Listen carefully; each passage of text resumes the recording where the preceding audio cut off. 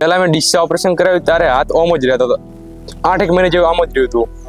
Patan operation કર્યું પછી આમ કમ્પ્લીટ સીધું થવા માંડ્યું, પાદરો કમ્પ્લીટ ઊંચો થવા માંડ્યો. પહેલા ઊંચો નતો થતો, દુખાવા નહીં થતો, કઈ કશું નહીં. એકવાર હાથ સીધો કરીને આ રીતે કરો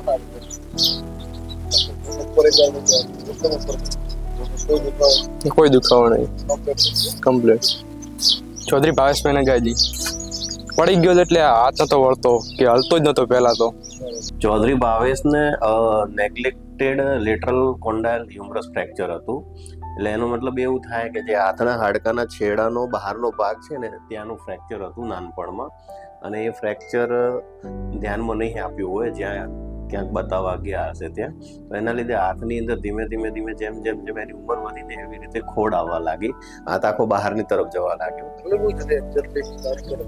હા ભાઈ, આ તો શનિ રવિ નો ઘરે એટલે સોજના ટાઈમ હતો, વરસાદ ને એવું હતું પલળેલું, એટલે જેવો ઓલો બાટલો ધોવા ગયો ચકલી એવું શીકળીને પડી, જેને અમારી ભાષામાં ક્યુબાઇટસ વાલ્ગસ ડિફોર્મિટી કહેવાય છે. હવેશભાઈએ એ કરેક્શન કરવા માટે ક્યાંક સર્જરી કરાઈ હતી બીજી હોસ્પિટલમાં, પણ એને જેટલું સેટિસ્ફેક્શન મળવું જોઈએ એટલું સેટિસ્ફેક્શન કે એંગ્યુલેશન મળ્યું નહોતું.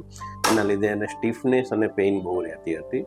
પછી એ લોકો મારી જોડે આવ્યા એ વખતે મેં જે બી અંદર એના જૂના ઇમ્પ્લાન્ટ કે જૂના સ્ક્રૂઝ જે અડધા તૂટેલા ને બધા હતા એ મેં કાઢી અને પ્રોપર એંગ્યુલેશન સાથે ફરીથી સર્જરી કરી, અને અત્યારે એ ફૂલ્લી સેટિસ્ફાઈડ છે. હોસ્પિટલ સારી હતી, નાવાની રોલ પણ બધું ઉપડે, એ 20 લીટર ને બધું તે બાયણી ઉપડે. પડી ગયો એટલે એ રાતે અમે લઈ ગયા લાખણી લઈ ગયા, એટલે એ ભાઈ દવા ટ્રીટમેન્ટ કરી આપી, કોઈ લોબુ છે નહીં, એને પાટો ભોજી આલ્યો મૂળ શેકનો ગરમ. એ 4 દાડા તોય રાહ દેખી અમે, 3 થી 4 દાડા. પછી અમે ગયા ડીસા, બસ એ જ વાત કરી, ઓલો એક્સરે પડાયો એટલે અંદર હતો. આજે આ ખરો કે એની અંદર હતો, એ દેખાતો નતો. પછી અમને છેલ્લે પછી અમને 20-25 દિવસ આ 2-3 પાટા વધારે, એટલે અમને ઓલું સોનોગ્રાફી થયું કે ઓલું સીટી સ્કેન કરાયું. સીટી સ્કેનમાં એનો ફ્રેક્ચર આવ્યો. પછી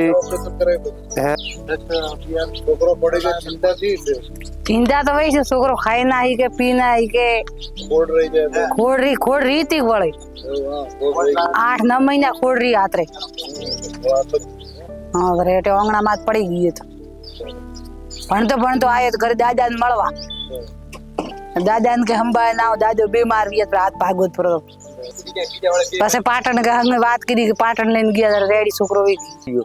સવારમાં વહેલી તમને રજા આપી દીધી, 24 કલાકની અંદર અમારે કમ્પ્લીટ 2 વખત 3 વખત ઝાડા ગયા, પતી ગયું. સારું યાર, અને હોસ્પિટલ એકદમ ચોખ્ખાઈ વાળી, જોરદાર બને, ખૂબ નોર્મલ.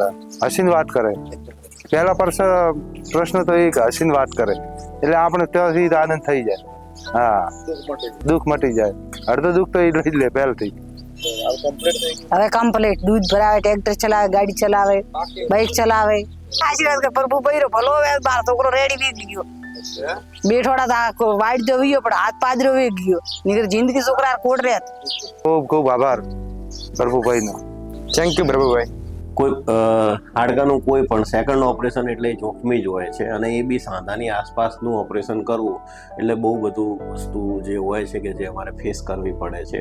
ઓપરેશન પછી સ્ટીફનેસ કેટલી રહેશે, સોજો કેટલો રહેશે, હાથ કેટલો સીધો થશે, કેટલો હાથ વળશે, કેટલું રિઝલ્ટ મળશે, બહુ બધા પ્રોબ્લેમ હોય છે. પ્લસ ઇન્ફેક્શનના બી ડર હોય છે. જોખમી તો કહેવાય જ છે, પણ હવે રિસ્ક લઈને વ્યવસ્થિત પ્લાનિંગ સાથે કરીએ, પ્રોપર પ્રી ઓપરેટિવ પ્લાનિંગ કરીએ તો રિઝલ્ટ મળતા હોય છે.